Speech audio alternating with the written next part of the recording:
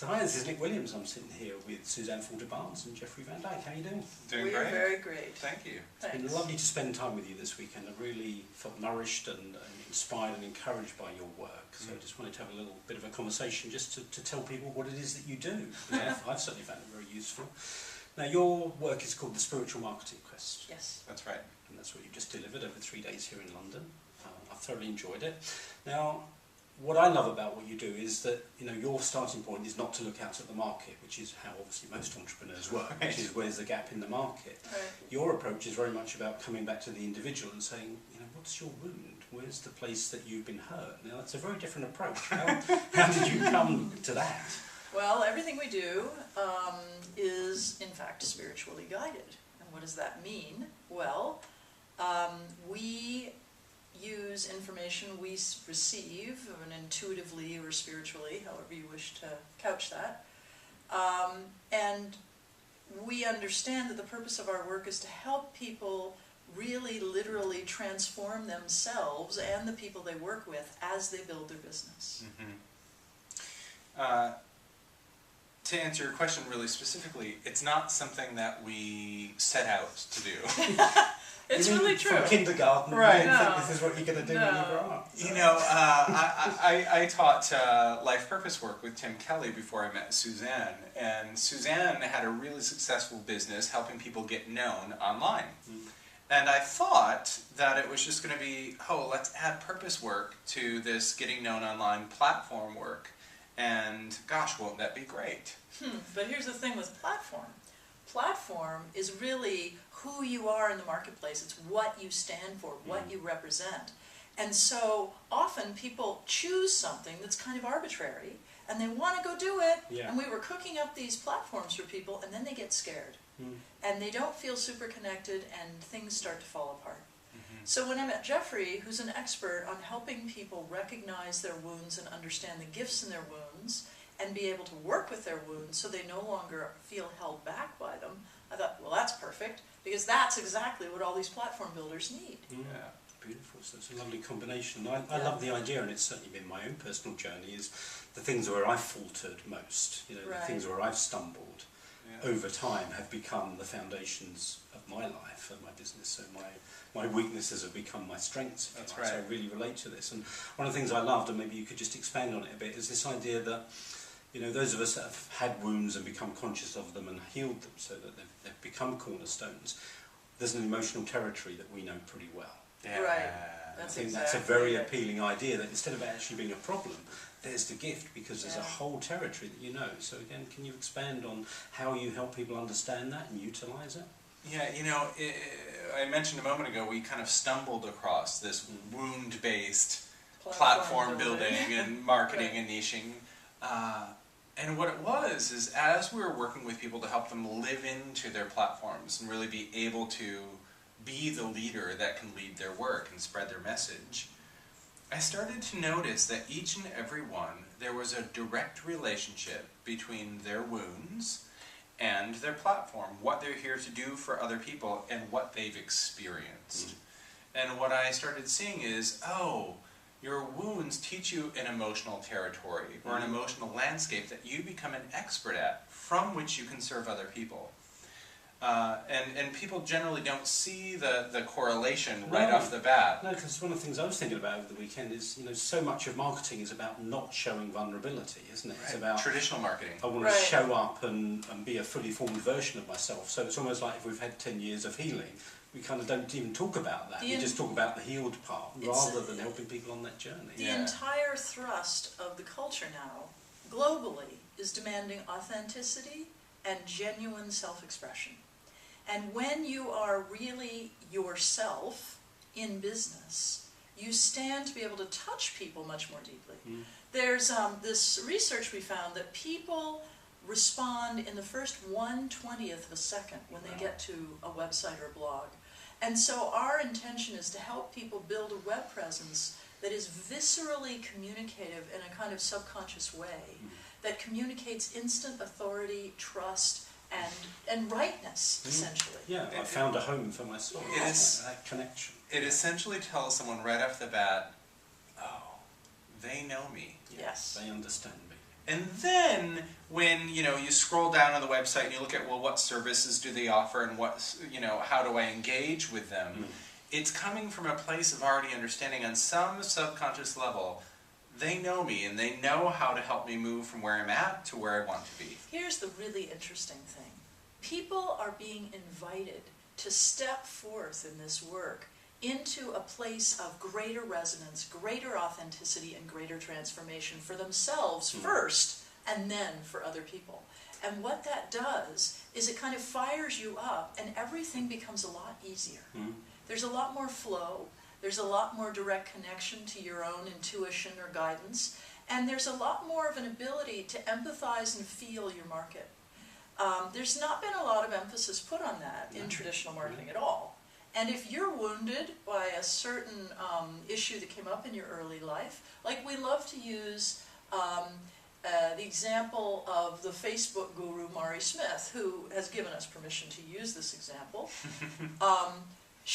We were asking her when we were with her one day, how did you come to you know, have this huge business? She reaches, you know, several 100,000 people online as a Facebook expert.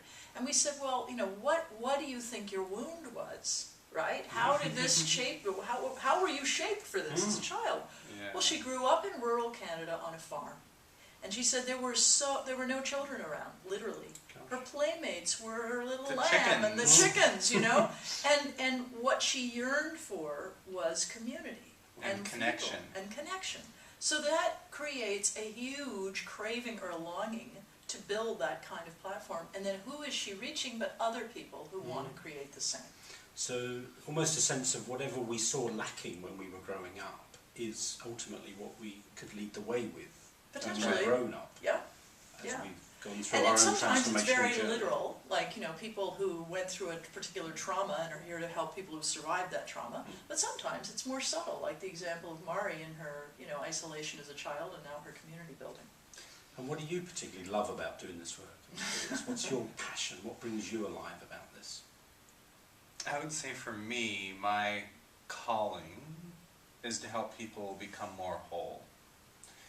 And what I see when people see how their wounds have prepared them specifically, and how in order to do the work of their dreams, it could not have been any other way. So it's been a training ground. It's been a training program, right? And that to move into the execution of their life's work and their dream, they can turn back to the training program, the wounds, the experiences, and see them in a new light.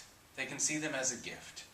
And certainly there's healing to go through and some transformation to go through. But when someone does that, they both claim that gift for themselves. And as they claim it and step out into their life's work, they do so with a greater sense of wholeness and a greater sense of self, and that sense of, I'm a leader in this world for this message in this work. And a sense of authority, I guess. Absolutely. An alignment. You know, people often ask me, gosh, why can't I be like that person that I see?